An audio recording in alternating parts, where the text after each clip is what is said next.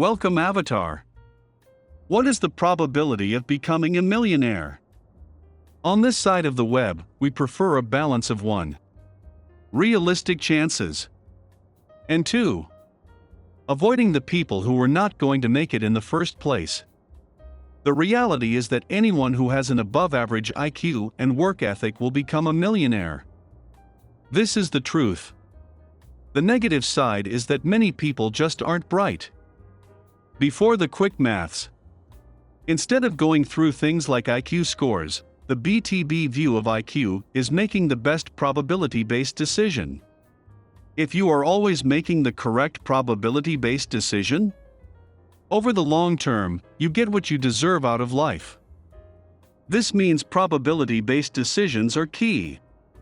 If you continue to make the right risk-reward decision, you'll eventually hit your stride. Be hard on yourself. Take a look at all your decisions and try to recognize when you didn't make the best probability-based decision. 99 out of 100 times it is because your emotions took over. There is a time and place to be more communist/socialist, and that is with friends and family. However, when it comes to money, you have to remain rational. On to the maths. While data on the number of millionaires will always be skewed, here are some quick rough metrics according to Spend Me Not. 1. There are roughly 20.3 million millionaires in the USA out of around 330 million in total, which is 6%. 2. Millennial millionaires have an average of 3 properties with a real estate portfolio of around $1.4 million. 3. Around 43% of the world's wealth is held by the top 1%. 4. Only 20% of American millionaires inherit their wealth. And 5. Around 1% of millionaires are under the age of 35. 1% under age 35. This one is important to highlight. The next 2 to 3 years will be the best risk-reward upside for young people. In a sentence, young people have gotten screwed. Tons of debt since their parents said to go to college or be a failure, and a massive printing press with no signs of slowing. Student loan debt is in the trillions. While the US Debt Clock website is definitely built for fear-mongering, the big picture is the same: money will be printed. As a fun side note, a good piece of advice today for a smart kid who is 20 would probably be to just start an e-commerce business and forget college entirely. You are better off focusing on either e-commerce or becoming a software developer at this point. The only reason to go to college is if you can get it practically for free. In that case, it is effectively a small parachute for you if you can't get anything off the ground in 4 years. Why under age 35 and why tech? Here is the thing. If this macro view is correct, you're currently sitting at the knee of the curve. In financial terms, this means your standard 7 to 10% compounded becomes less relevant. Take a look at how technology has been adopted in the past.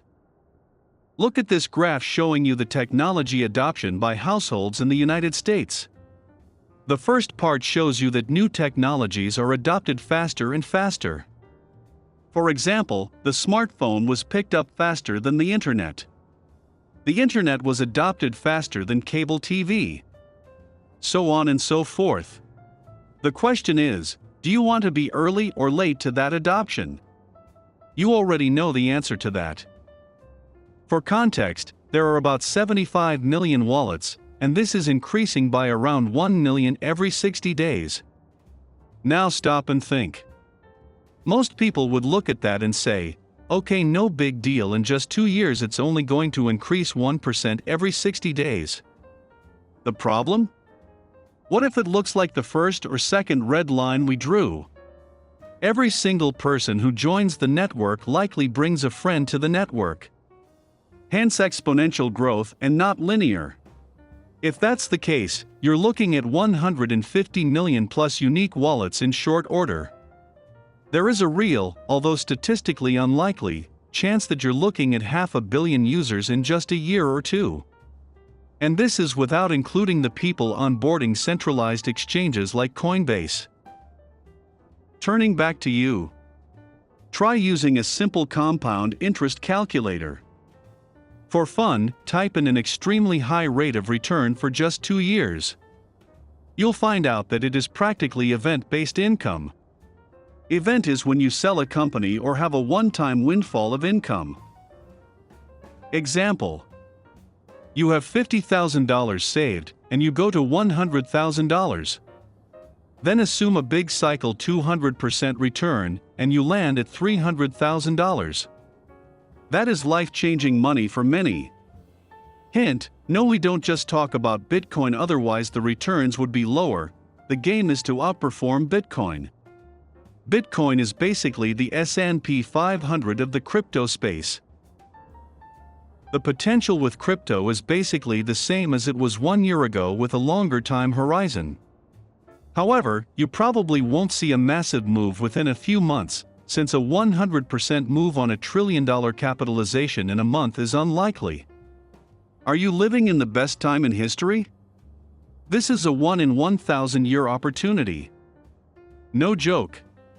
But it's going to take a ton of work, as the vast majority only know about Bitcoin. Some questions for Plato.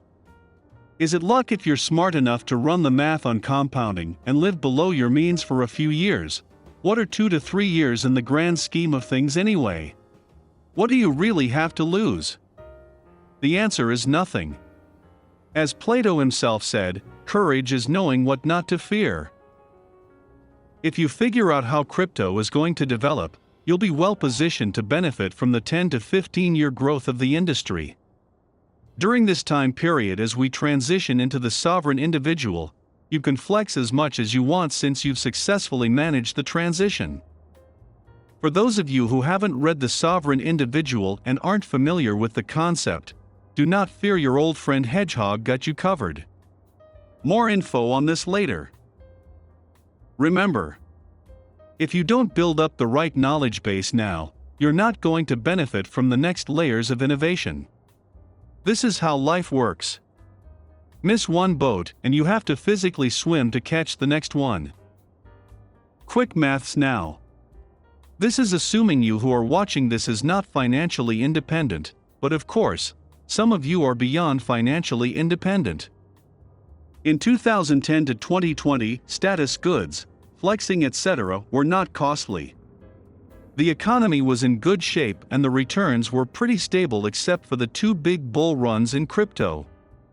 The reality is that the market capitalization during the 2012 to 2014 and 2016 to 2017 bull runs just weren't enough to bring in mass adoption. Currently, the size of the market is big enough for the majority to participate. Ask yourself, if you know that people are suffering, many are on food stamps, and you could get a 200 to 300% return, instead of a more standard 7 to 10% return, what should you be doing? Once you answer that, look at the math. Take a long and hard look at this table. What you see here is your potential gains, depending on the amount of money you invest and also on what will be the 2 to 3 year return. If you miss the knee in the curve, you miss around 75% plus of gains. That is an enormous figure. If you could have doubled your savings by living beneath your means for only 2 to 3 years, you could have changed your returns by potentially 100%. These are not small numbers. Doesn't matter if you look at the rich or the average man, both individuals will feel the pain if they don't learn about this industry.